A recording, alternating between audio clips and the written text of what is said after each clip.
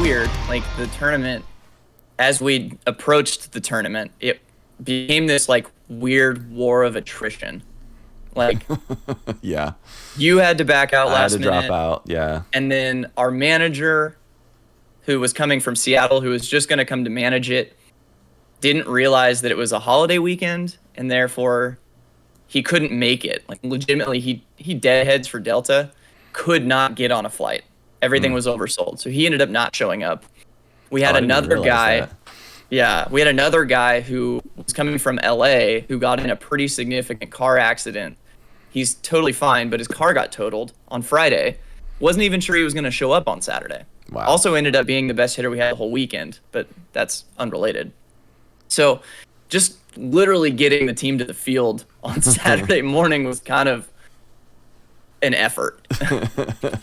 But actually, I will do the same thing you will, and I will pull up our stats from that. Yeah, you guys turned out all right, though. You had an okay showing, I think, as far as record. I mean, I don't know what it looked like on the field, but Yeah, so I will walk you through kind of just the game by game stuff here. So we jump into the Autumn Classic down in San Diego, which was an A-B combo tournament, if you will.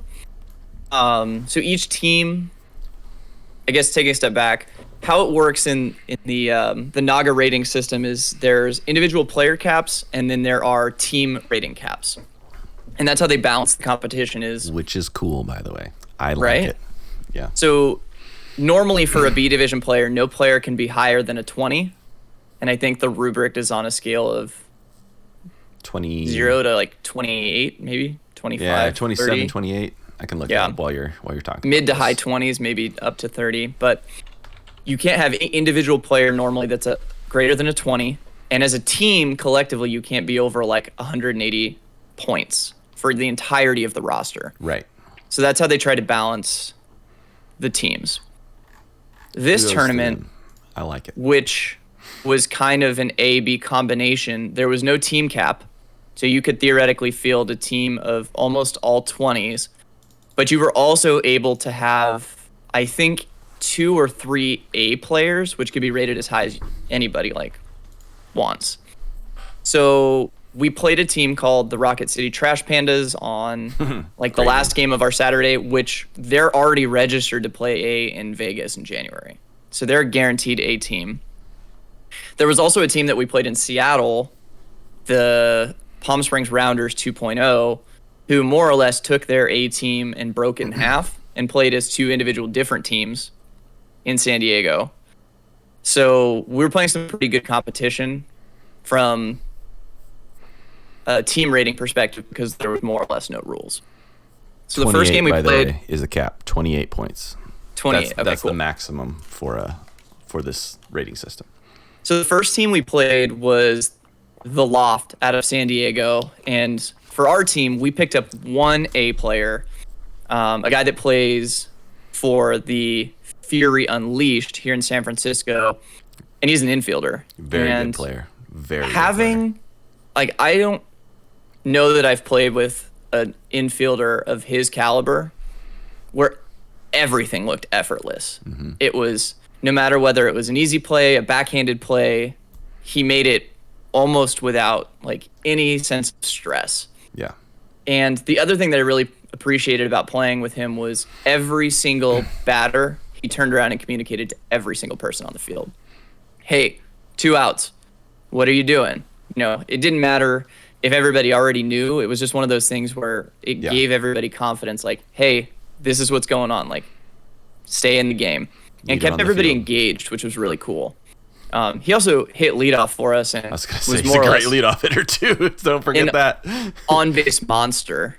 To the tune of his on-base percentage was, surprisingly actually, because he had a rough Sunday, he was 667, but before Sunday he was probably about an 800 on base. Yeah, I was going to say, he's an 800 guy normally. So game 1 we played against the Loft, and it was the one game that we played where almost everybody took a walk. And it was amazing. We had 2 huge innings. We had an inning where I think we scored 10, and then we had another inning where we scored like 6. And it was the 2 big innings that put them away. I mean, we only gave up 4 runs, so that obviously helps, but it was amazing to see how directly correlated taking walks and getting base runners was to scoring runs. Yeah, I so mean, first game, we were able to win. Everybody hit pretty well. There's no one that really just stood out. But, I mean, here's an example. Howie, the guy that we're talking about that played shortstop, his runs created in the first game was 7. Whew. In one game, he attributed to 7 runs created. That's what you want. So the second game we played, the first game we won, the second game we played was against the San Diego Legends, who was one half of the 2 teams that the A team Palm Spring Rounders broke into. And the pitcher that we played against was the same pitcher we faced in Seattle, who just absolutely owned us. Gotcha. Okay. One thing I've noticed is when you're consistently seeing pitchers who pitch palm up, when you get to somebody that throws palm down, the timing changes just so slightly that it takes people an at-bat or 2 to kind of readjust. Ball drops faster. Yeah, but it also hangs a little bit. Yeah, the trajectory it'll hang up and then it'll drop early. And then down. It's more like a golf shot, if you will. Yeah. You think about that parabolic moment of it, whereas it's not going to be even. It's going to be flat up, flat down. Yeah. And then whereas like a back or a forehand is just going to be like very uniform. And so I think that just threw everybody off just a little bit, to the tune of like most of us went 1 for 3. The funny thing about it is I had probably my best swing of the entire tournament that at bat. And because these guys were playing a 5-man, I hit a missile about 295 to dead center field. And the guy was just standing there. You're just ready for it. Like, come on, man. Best one you hit all day. This is all I've got today. Let me have this. So we lost 12-3. We also, our pitcher in that game got injured in the first inning. So we had to switch back to our other pitcher. So Dirk got injured. Ski came back in to pitch. But other than that, like first couple innings where we gave up, I think we gave up like 8 in the first inning. We really held our own. It was a good game. We couldn't find consistency hitting against that pitcher, and it really just kind of knocked us down. Right. Yeah. It'll so like wear a on perfect example is if we look there, we had no walks in game 2. In game 1, we had 6. So that makes 6 walks converts to 16 runs. 0 walks converts to 3 runs. Yeah. I don't know if that's an exact conversion, but I see your point. So tough game there. So we then played game 3 of pool play, which was against the other half of the A team. That's a tough draw. Yeah. That's a tough draw. We were able to win that game, but it was a lot closer. It was 11-8. I threw a guy out this game, which was really fun. Shout out to Mike Bosta. I got to do the Dikembe on somebody. It was really funny because he hit a line drive over our shortstop's head, and it was kind of in the gap between left and left center.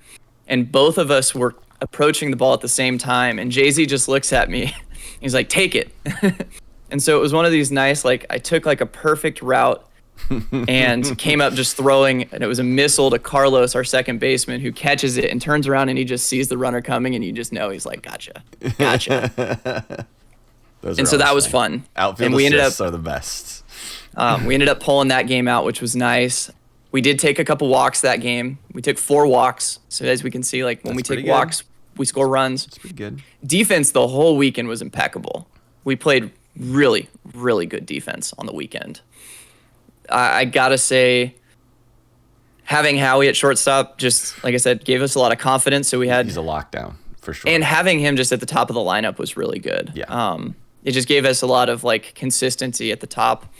I mean, and he scored over the weekend. He scored 7 times over the course of 6 games. So he was good for at least a run a game. Yeah. The other really awesome addition, and it's not an addition in the sense that he's not on the team, but like having Andy Furia out there. Furia, shout out to you.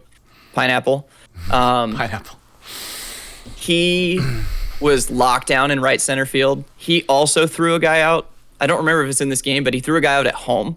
Nice. Oh, no, it was actually in game 2 against the Legends, the second game, the game that we lost. He threw a guy out from right center field. Perfect one-hop throw to the catcher. Caught him right in stride. So we had a couple outfield assists. That was fun. People stopped running on us pretty quickly after all that happened. I always love seeing that because that's one thing I love about all these teams. Almost all the teams we put together is that almost all of these teams have outfielders with arms. And I love it early in the game when I see the runners are like, oh, we should test them. Let's get a little cocky. And I'm like, oh, I can't wait till that first throw is made. And then as soon as one of the outfielders makes one of those throws, nobody wants to take an extra base anymore. always makes me laugh inside. But yeah, Furia was awesome at the plate as well. He was also a 667 on base percentage. There you go. But it's nice to have some pop from the left side of the plate. Yeah. Yeah. Most everybody else is right-handed. So having him go up there was awesome. He contributed 7 runs also, so he had a really good day. And then, unfortunately, Chris, the guy that got in the car accident, missed the first game almost completely. Oof. He was by far and away our best hitter. He hit 786 on the weekend. He had 8 runs. Extra base hits too, right? Yeah. Yeah, his slugging percentage, 1.15.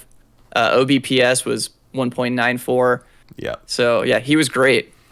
He really smoked the ball. I have to say he was probably the best consistent hitter. He got out once on Saturday. And you played in total 6 of your games on Saturday? Is that what it was? Or 5 of your games? We played 5 on Saturday. He played 4 of them. And he was a monster. He was like 9 for 10 with a walk or something like that.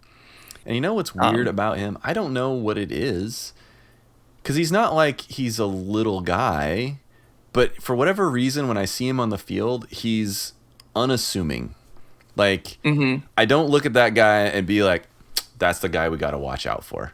You know, not to say he doesn't deserve that respect, but just like, he just kind of is chill and hanging out and doing his thing and whatever. And then he just goes up to the plate. And even though he does it every time, it still surprises me every time. And I don't know why. Like, it's just, I would say it's very quiet. Like the way that he approaches he's not the a plate, big jaw. He doesn't jaw at people and no, and not even that. Just to himself, and his swing is quiet. It's very just smooth, seamless. Like, it's not loud. He doesn't have like this huge backswing or this big wind up. Like, you know, I think a lot of those U-Trip guys, like, you'll see him up there and they'll have like a lot of like bat wiggle before they actually get up there to swing.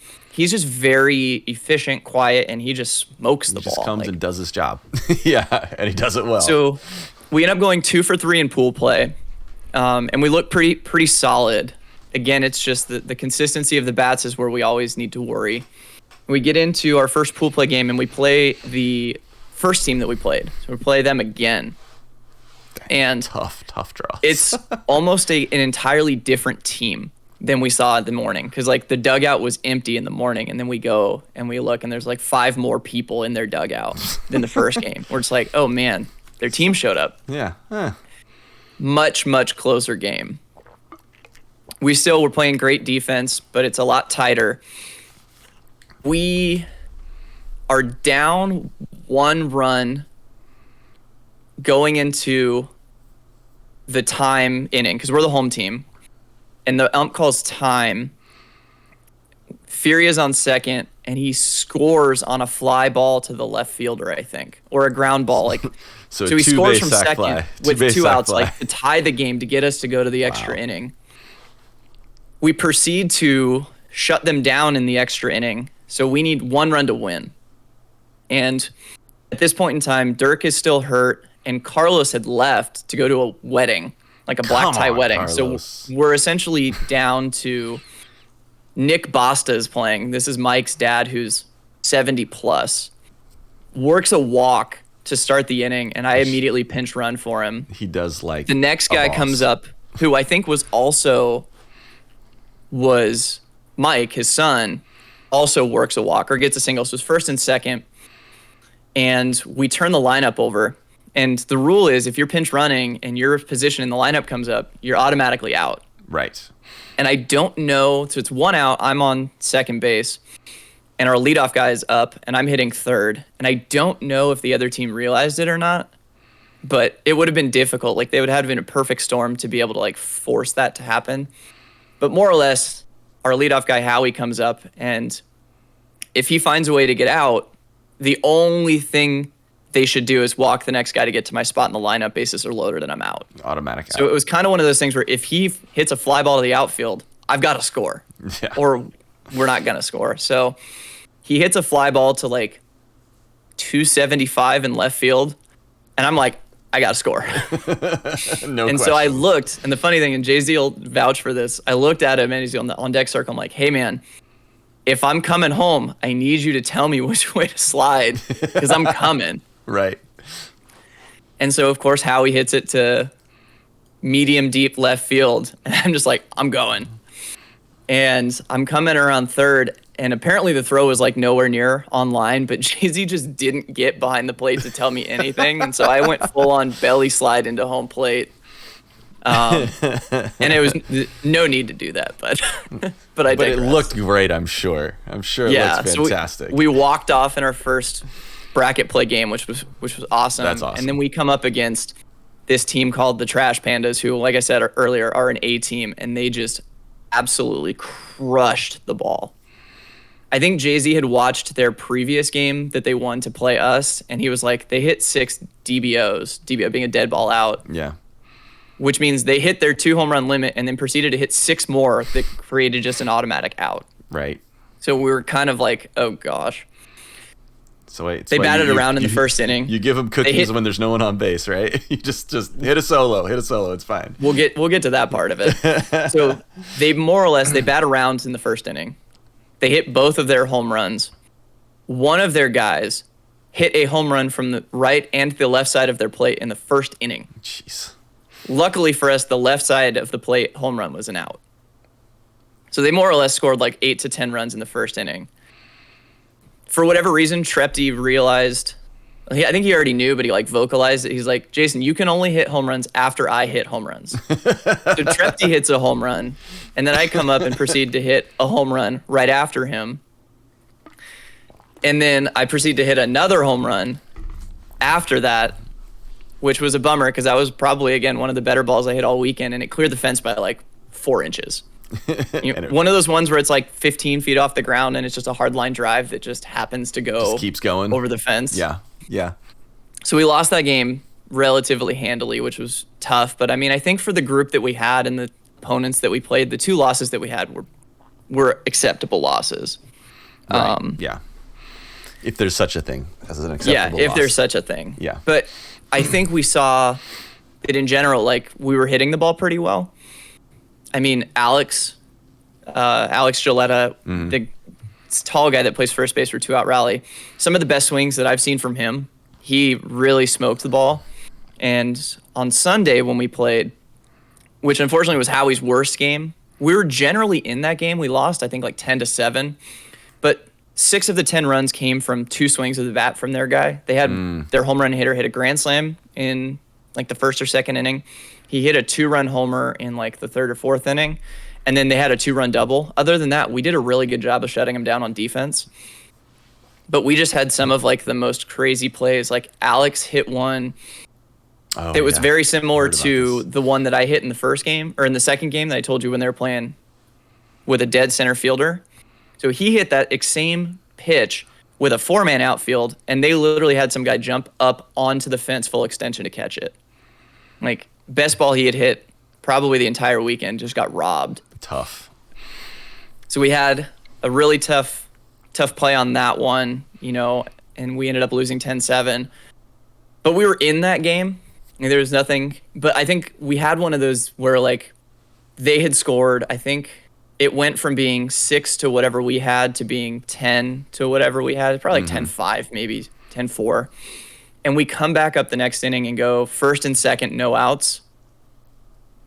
And you got maybe 15 minutes left in the game. So like, hey, we got to answer right here. Right. First and second, no outs immediately became runner on third with 2 outs. We grounded into a double play, which just immediately like that'll deflate ruined you real fast. that answer that we were coming with. And I think that was probably the thing that killed us a lot is in that last game. I think we had 2 double plays that game, which really hurt us. But other than that, like we really didn't have anything defensively. Like they scored what they should have scored. Nothing wrong there. Just offensively, again, like, we just didn't show. Yeah, that's one of the things about softball is, like, you look at baseball, and if you allow 3-4 runs in a game, you know, people are starting to question, wow, you really shouldn't let that many score, you know, if you're planning on winning a lot of games. But, man, in softball, it's like 10 or less, like, that's like allowing one run in the majors, you know? So it's like you have to calibrate your thinking to that sometimes too, because I always have to rethink when I see, oh, we won 21-15, oh, we let 15 runs score, but it's slow pitch softball. Like, everybody should be hitting. Like, 15 runs is not awful to give up, you know? So yeah, but I mean, like, shout out to Ski. So Ski, our pitcher, 0 for 0 with 3 walks in that last game. Yep. So I mean, like, he didn't even have to swing the bat to be a contributor on offense, which was huge. Well, he had a ton of walks the whole weekend, didn't he? He had like 7 or 8. Yeah, looking back, he had 6 walks, so he more or less averaged a walk a game. Yeah. We only had 2 people that didn't take a single walk. But one thing that was super cool to see is Mike Basta. Shout out, Mike. I know you listen. Jenny, if you're listening, let the man listen to the podcast. He likes it. Mike had some of his best at-bats that I've ever seen from him, from like just a plate discipline perspective. He walked or took more pitches than I've ever seen him take in an entire weekend. And that's not his normal. That's not what he likes to do. And he hit super well. Nice. He had a great weekend at the plate, to the point where, like, we had started him batting at the bottom of the lineup, and by Sunday we had him batting 2. Right. Because the guy was just showing that he had the plate discipline. He was being very, very strategic about the pitches that he was swinging at, and the pitches that he was swinging at, he was getting on base. So I think he exuded that growth at the plate that I think all of us collectively could use to make us one of those teams that's consistent offensively. Because if we can be more selective at the plate to see pitches, to work to counts where we're going to get good pitches to hit, and or getting on base with walks, we're going to start scoring more runs just inherently because we're getting more people on base paths, which, you know, you could result in that moving the defense around a little bit and finding gaps. You could put a little bit more pressure on the pitcher to throw strikes, which has just a domino effect to be a lot more successful in scoring runs. So a lot of good things came out of us, even though we didn't win on Sunday at all. I think we saw a lot of growth as a team and some positive things to kind of move forward with. You know, there also were some struggles, you know, and I think that there's opportunities to kind of go back to the drawing board and say, what do I need to work on so that I can kind of be more consistent? Because there definitely were some consistency issues from time to time. But in general, I think it was a positive weekend. Yeah, and what was, were you 4-3? Was that the final record for the weekend? 4-2. 4-2. Oh, I thought you played 7 games. Okay, so no, sorry, 3-3. We went 2-1 in bracket play. Okay. And then we went 1-1. Sorry, we went 2-1 in pool play, and then we went 1-2 in bracket play. We won one and lost the next 2. So 3-3. Well, I mean, again, you always want to have a winning record, and you always want to try to place and all that sort of thing. But considering it's a mixture of A and B teams, and it sounds like there was at least 3 A teams. Does that sound right? 3 A-level teams out of how many total teams? 7. That's not a bad weekend. I mean, so 2 of the 3 losses we took were against legit A teams. Yeah, and I mean, and then the third loss was a team that I think I would say is like a good B team that we can definitely play with. We just needed to hit better. Right. And to give a little perspective on that, as far as again, the NAG AAA, they, again, because they have that rating system for players, what is is it 20 or 21 is the maximum for B? 20. Okay, so if you have 21 out of 28 points, you can't even play in B anymore. Like, they won't let you because you're too good.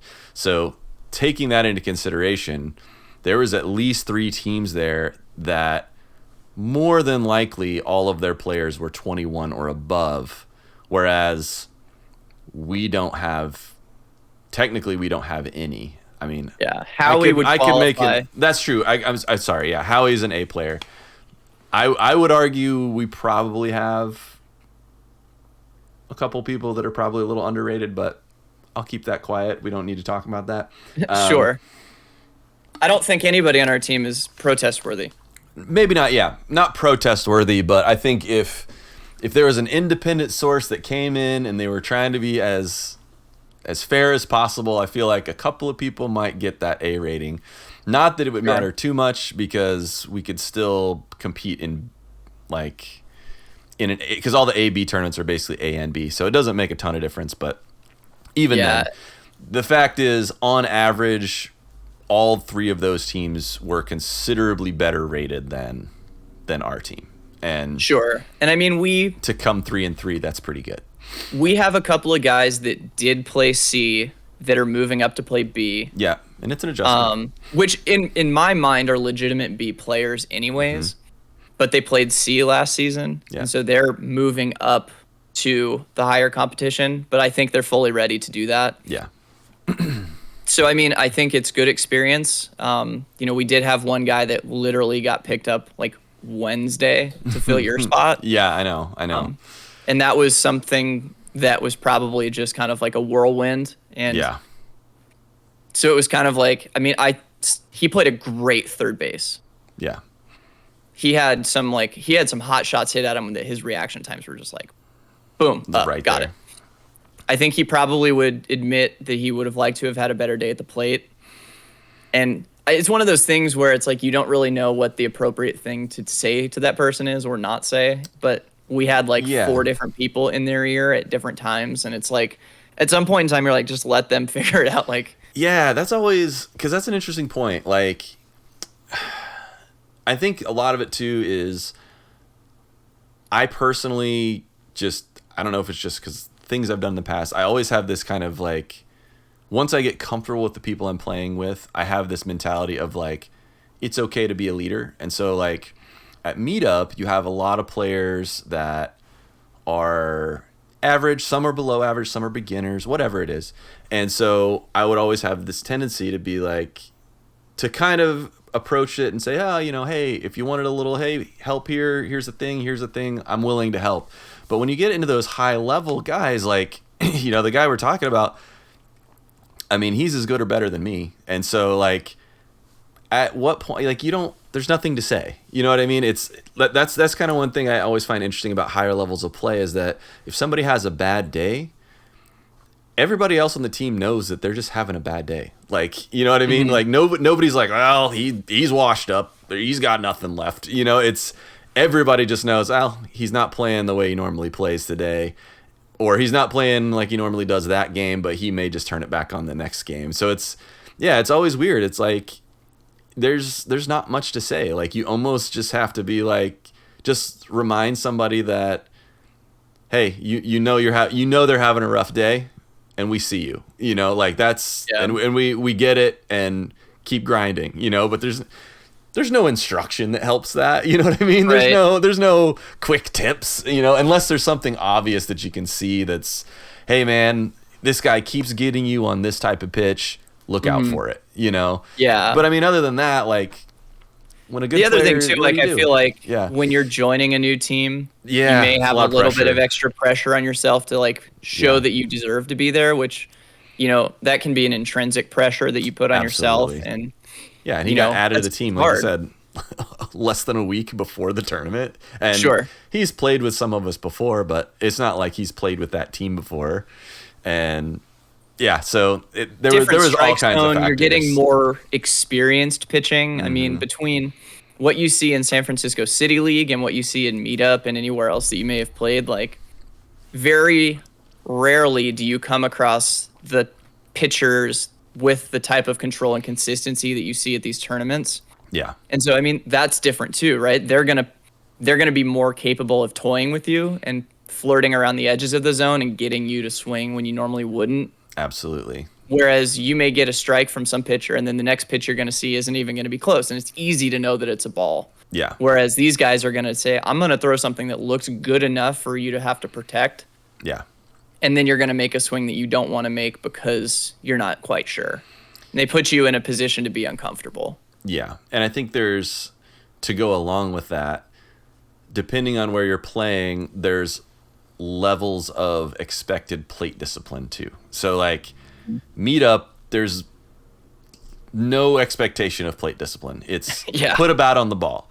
You know, you get to league, there's definitely a higher expectation of plate discipline, but there's also a lot of situations where you're like, you know what, let's just go hit it.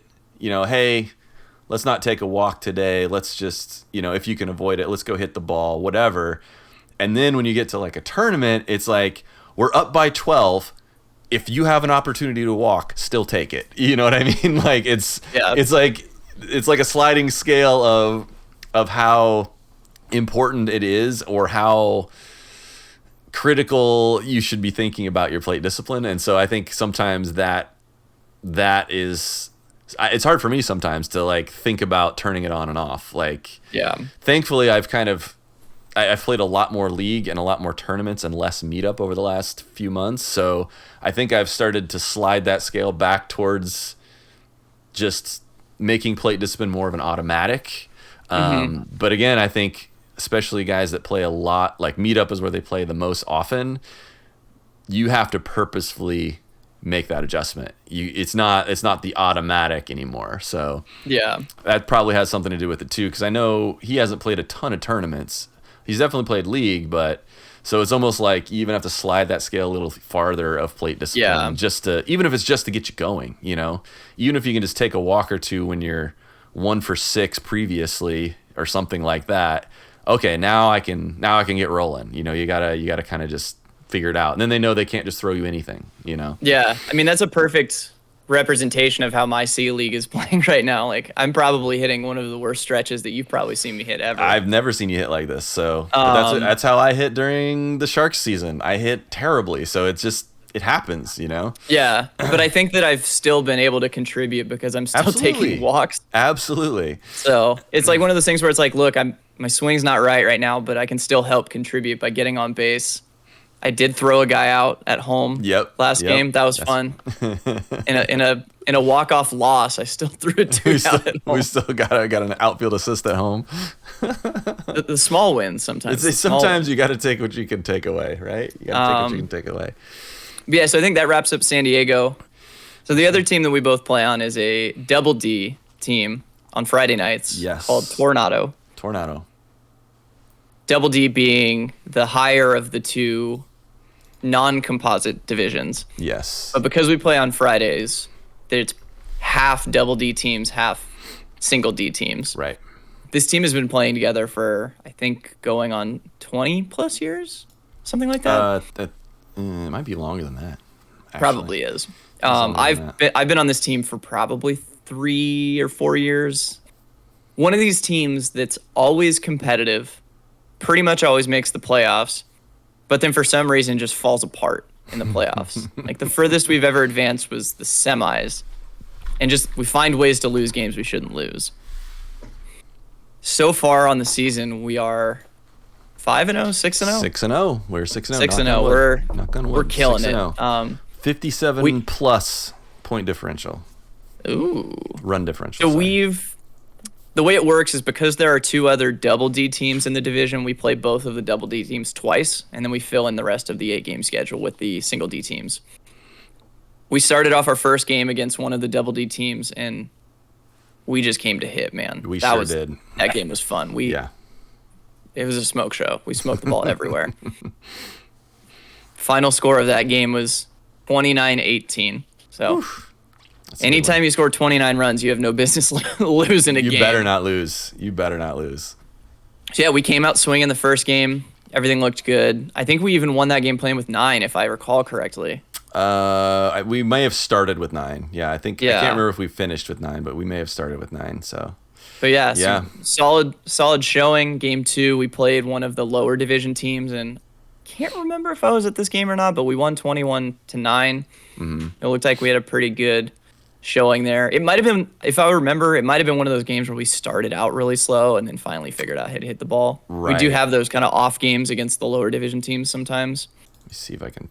I don't have the team stats for these. I only keep the team stats for the 2-out rally team, but I do have. I always keep my own stats because I'm a nerd. So we had a good game against the other Double D team, the Honey Badgers, close one, 21-18 win. Which seems like we play them every week. I don't know why. Yeah. It seems like every time we show up, they're the other team. But and then we played them again the next week and beat them by 1. I don't think I was at that game, but I can't remember. Friday, October 8th. Yeah, I wasn't there because that would have been the day we were leaving for San Diego. Yeah, you guys would have went to San Diego. Yep. I think it was a doubleheader, and we played both Double D teams that day.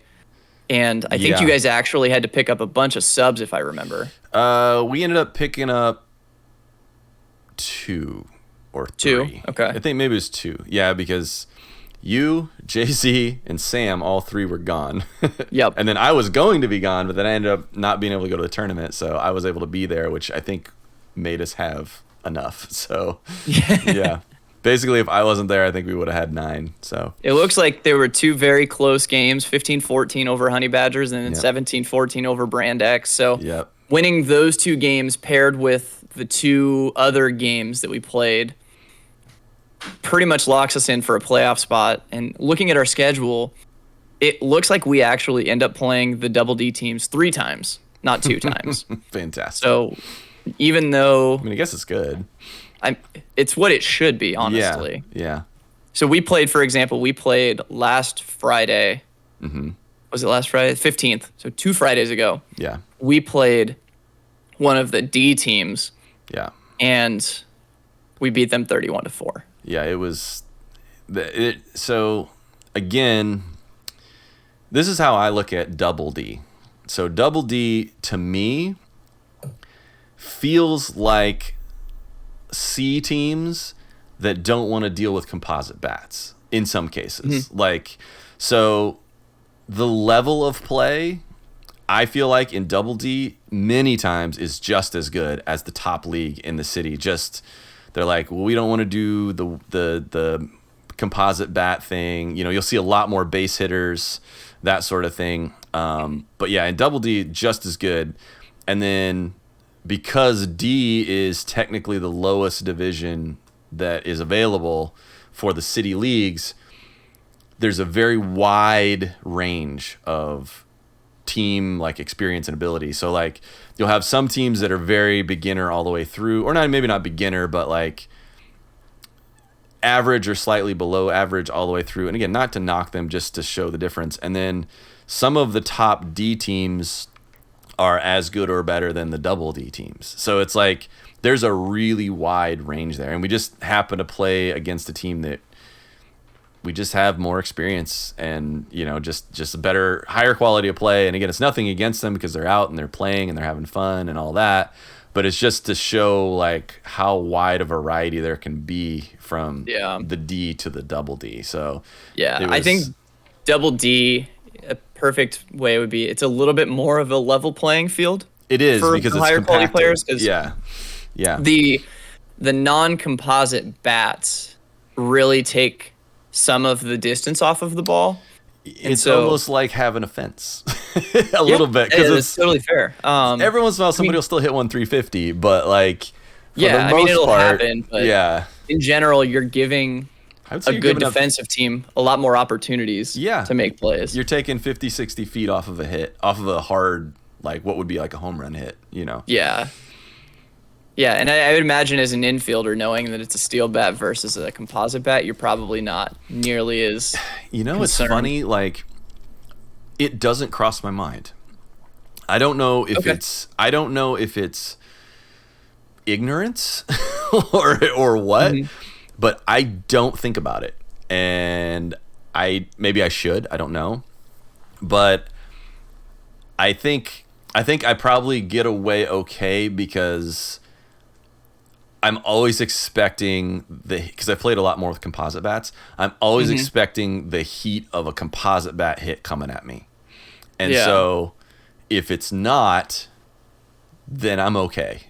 But I think if I ever went out there and was like, oh, it's just metal bats, it's not going to be so bad, then I'd probably get blown up a lot more often. So, but Fair. I try not to think about that, I guess. But I think if I had the reverse mindset of I see metal bats all the time, and so that's what my normal is, and then I get hit a composite bat at me, then it would probably be troublesome. But my normal is composite, and the metal bat is the one that is the surprise. So thank you for watching, everyone. We really appreciate it. Depending on what platform you're watching us on, like, subscribe, leave us a comment, anything you can do to let us know that you like what we're doing here. We really appreciate it. We'll see you next time.